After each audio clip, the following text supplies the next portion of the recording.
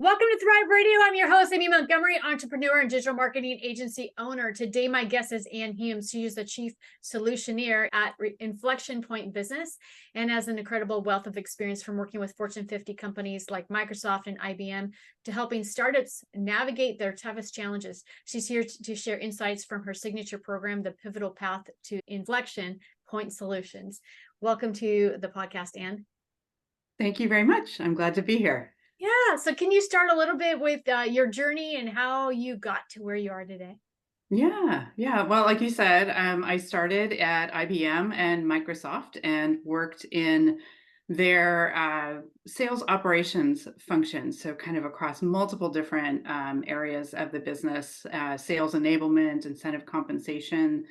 And I got really excited about the idea that there were just simple things that we could do that could affect the behavior of, like thousands of people. So I really liked working in those roles and having and playing a part in the success of the companies. And I learned a ton. So what I've done is I've taken a lot of that knowledge, a lot of that understanding of how people function and behave and work in their jobs and apply the systems that can help people really do their best work. So eliminating some of those barriers, putting up or creating cultures where there's psychological safety, where people can talk about the things that are important to them that they think will move the business forward. So I've kind of bundled all of that together into my program, and it's been a real joy to share it with the different business owners that have gone through. So how can business leaders navigate the fear of AI and adapt to this Mm. whole changing landscape? Because that is a really big, it's a big fear for a lot of people. It's going to take my job or whatever it may be. Yeah. I mean, it's a huge inflection point, right? I mean, and that's really what my whole platform is built around is this idea that these inflection points are coming and they're going to put pressure on our businesses, they're going to put pressure on our lives. But the way I like to think about AI is it's a really effective tool and it's a really, it's an effective way to look at data to help us with creating copy, to help us find different things, similarities and things that we maybe wouldn't otherwise find. And we can do that pretty quickly with AI.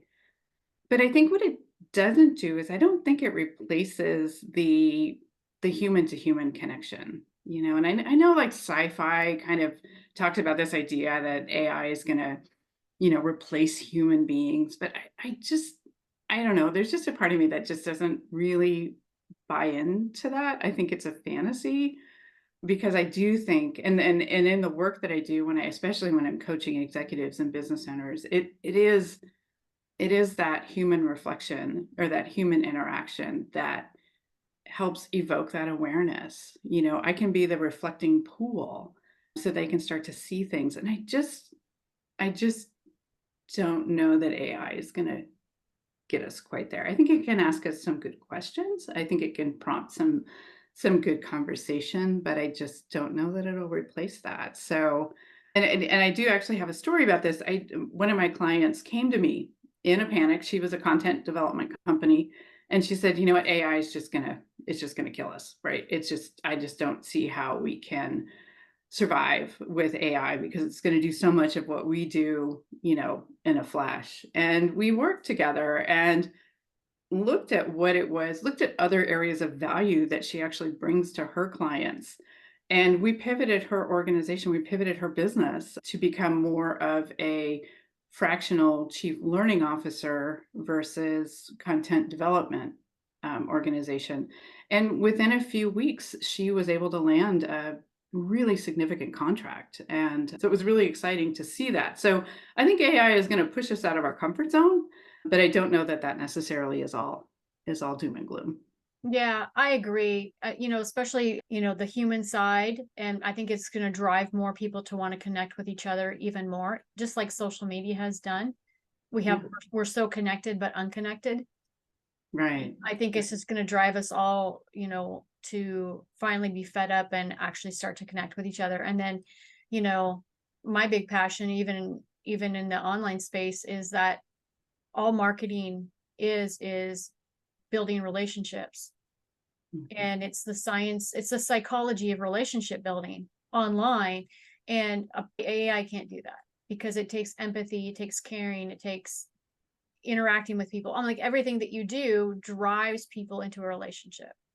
Right. And I think that the people that end up failing are probably the ones that don't focus on that. They just put more stuff out there, right? Right. Well, and I also think that there is kind of a resistance to the biology of our humanness, right? It's messy, it's unpredictable, it's constantly evolving.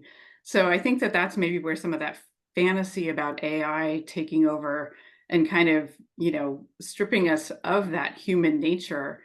But I just don't see it. I just think the life force is too powerful. I just don't see it happening. But I can see where people would want to go there because I have seen business leaders and business owners want to resist kind of getting into the people-y factors of their business. But the reality is their business really it is made up of people. They couldn't really have what they have without people. So they have to figure it out. And it's tough.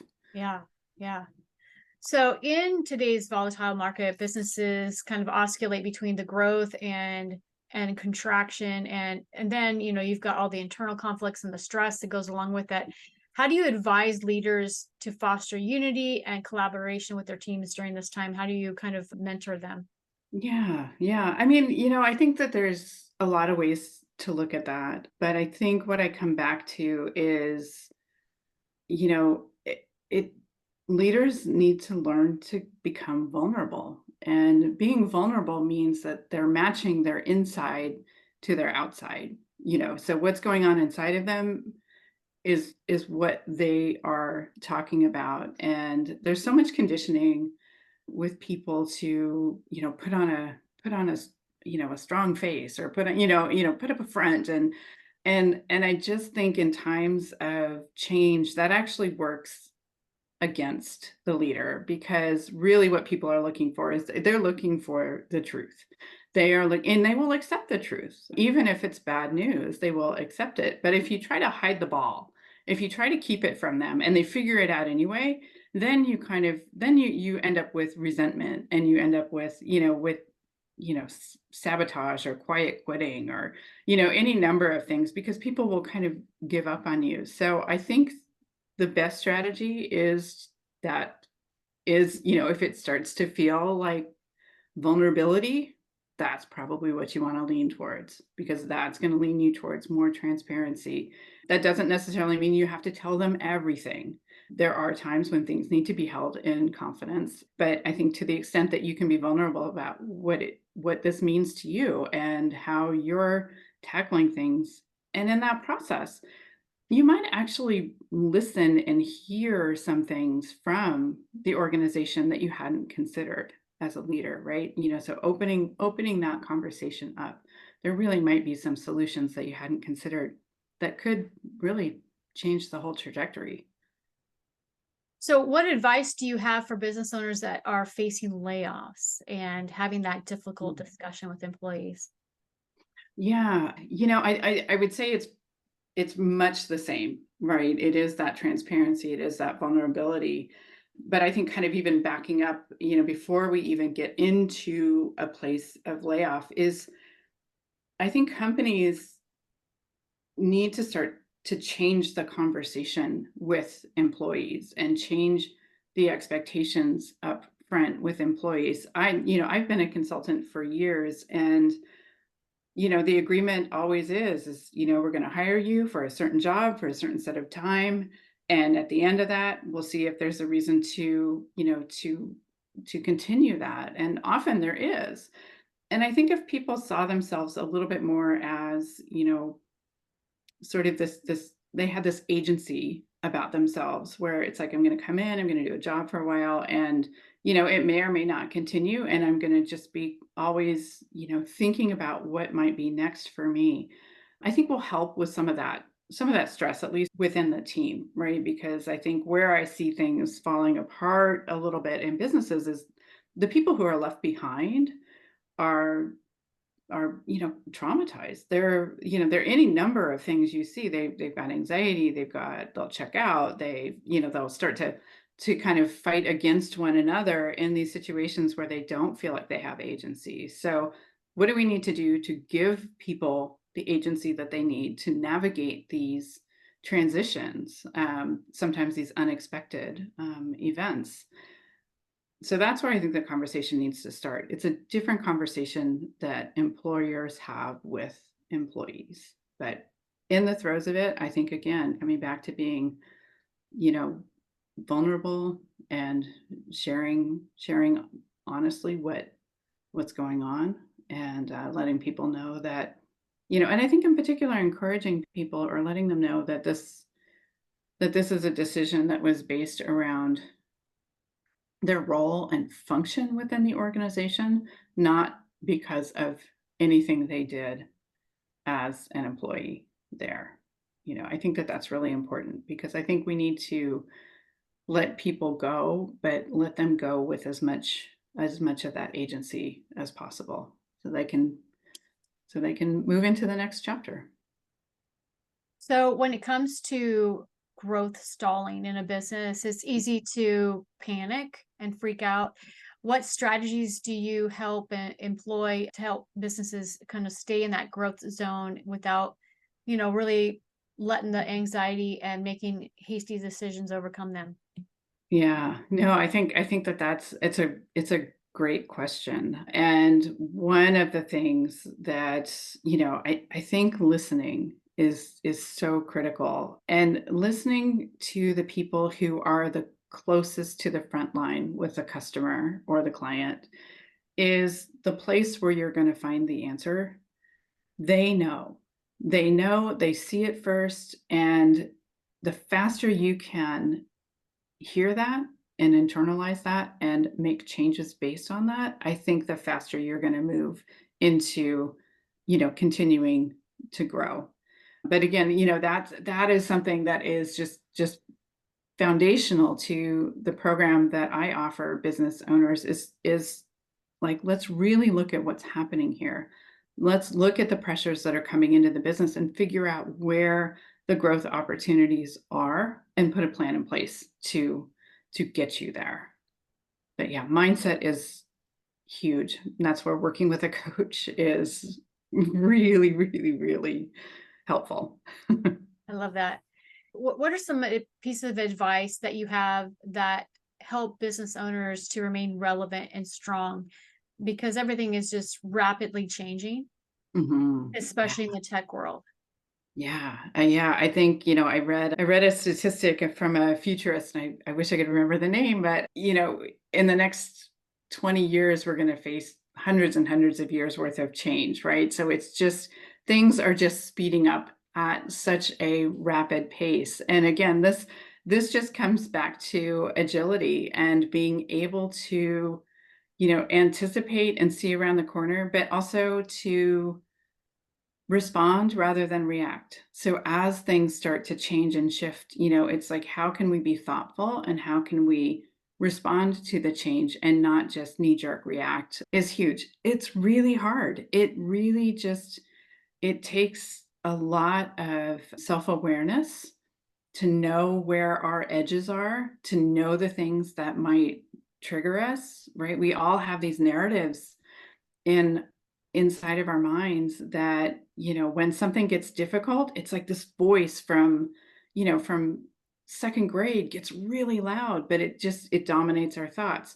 So now, how do we reflect? And again, this is where having a good executive coach at your side can help, because they can reflect that back to you and have you really look at that and say, what is that voice trying to tell you? It's there to protect you. It's probably not giving you the best advice, but it is trying to tell you something. So now, how do we slow down and listen and hear what it's trying to say? And then at that point, you can make a decision. You can say, okay, you know what, that's actually pretty good information, or it's not really useful for me anymore. So now, what do we need to do to shift that narrative?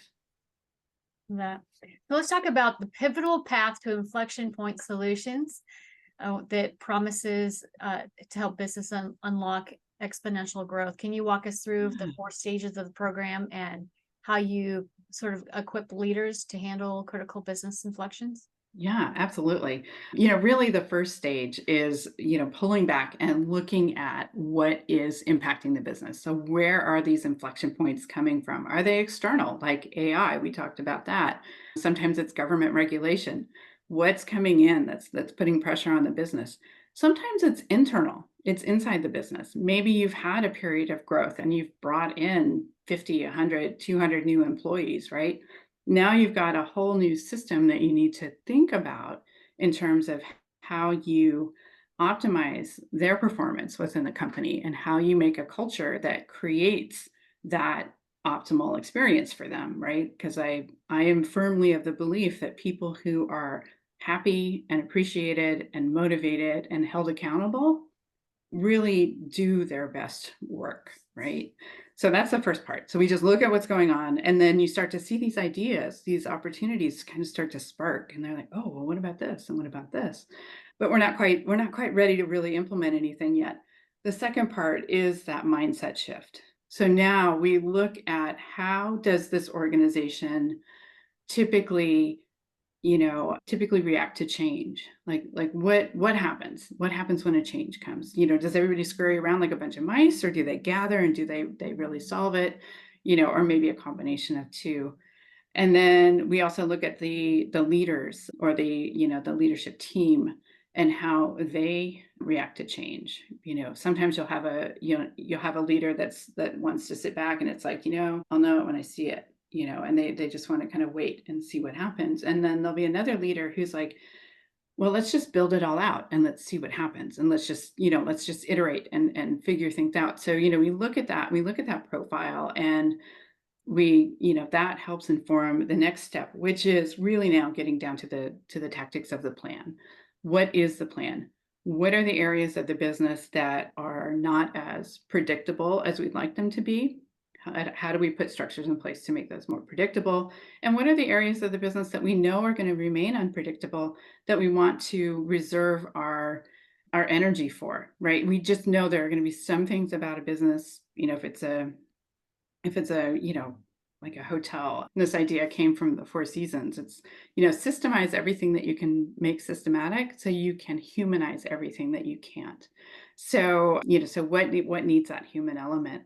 And then the stage 4 is really putting this into practice and creating this into the entire kind of life cycle of the business. So these 4 stages can be repeated again as new inflection points, as new pressures come into the business. Right now you have a methodology that you can repeat as things happen. So you can, and each time you'll go through it. It might go a little bit faster the second time through because you kind of have a sense of the groundwork, but there's enough change in businesses all the time that it warrants kind of going through this again multiple times. So those are the 4 stages, and I really think that they bring and unify organizations together in a fantastic way. And it's done through multiple mediums. There's the executive coaching, which is one-on-one coaching with the leadership team. There are team building workshops. So we bring the teams together. We have them workshop some of these challenges. Keynotes, sometimes it's just a keynote at a large meeting. And then, laser focused sessions where we come in and we really start to work. Maybe there's just, a small team that's really struggling or needs a little bit extra support. We come in and we work very closely with them. So it's kind of a multitude of those aspects that we work with businesses and business owners on. So what do you think has been your truth that's gotten you this far in your journey? I mean, I think I kind of touched on it. It's that people who are supported and appreciated and held accountable and given something really, really meaningful to go after will just blow your mind on what they're capable of. And I think if you have that, if you have systems in place, if you have a culture in place, if you have, leadership that adopts that kind of mindset, I think that there's just so much possibility out there. I mean, people in most businesses, especially the ones that I work with, the people are the most expensive investment. And I just think it makes sense to really think about them, a lot of the programs that companies offer, around, they offer a lot of mental health support and that sort of a thing, at the individual level or at the individual and their family or partner level. But I think really thinking about how this diverse set of individuals interacts every day in an organization is really critical. And I think it's an important part of any business that wants to thrive and grow. I love that. And now, if you were able to give yourself one piece of advice when you first started out, what would it be? It's gonna take longer than you think. And I mean, my own personal growth, through all of this, I think, when you start, you think you have the answer, right? I've got Right. the answer. But, every day I am learning and growing and bringing in new experiences and new conversations are inspiring me along the way as well. So, there's no I'm there. I'm continuing to evolve myself. Yeah. I was thinking about that the other day. I thought, man, if I knew how long it was going to take me, I would not have done this. I haven't really heard every business goes through that. And I wish that there was a way that we could, create an acceleration plan where people don't have to go through that. But I also think that there's so much that you learn and that you learn about yourself. You learn Yes. about the people in your life who are really there for you and supportive of you and who care about you, not because of your position or, it's really about you. So I mean, I think that you really kind of get ground down in Mhm. that process in a way that you can emerge as a new human being and Yeah. with new levels of growth. I think growth is not an option. Yeah. And it Yeah. really does accelerate that, and I think if you're called to this, I mean, I spent a lot of years in corporate America, and it wasn't nearly as inspiring as No. even with all the great benefits and perks and everything. I think it would be hard for me to go back Yeah. because this just feels like where I need to be. Yeah. I absolutely agree, and you think, what you go back to your why. Why am I Mhm. here? And yeah, if you have that passion, you just keep going. Yeah, And somehow, yeah. as you keep going, you keep succeeding somehow. Yeah. Yeah, no, my why is the Foo Fighters, lyric, "Learning to Walk Again," because I just feel like I have, I've fallen down so many times, and I just, every time I pick myself back up, and I wanna be there to help others and to help them kind of pick up and dust off and learn to do it again and again and again. Yeah, So, I love yeah. that. So if there are individuals that would love to work with you, what's the best way to contact you? The best way, my information is out on my website, inflectionpoint.biz. So you can reach out to me there, or email is ann@annhumes.com. And I'd be more than happy to talk to anybody about what's going on and just get really curious about it. Perfect. And thank you so much for coming on today and sharing your expertise. Thank you. Thanks for having me. This is great. Yes. And if you're listening, you want more information about this podcast, you can visit calltothrive.com. Thank you, everyone. Have a wonderful week.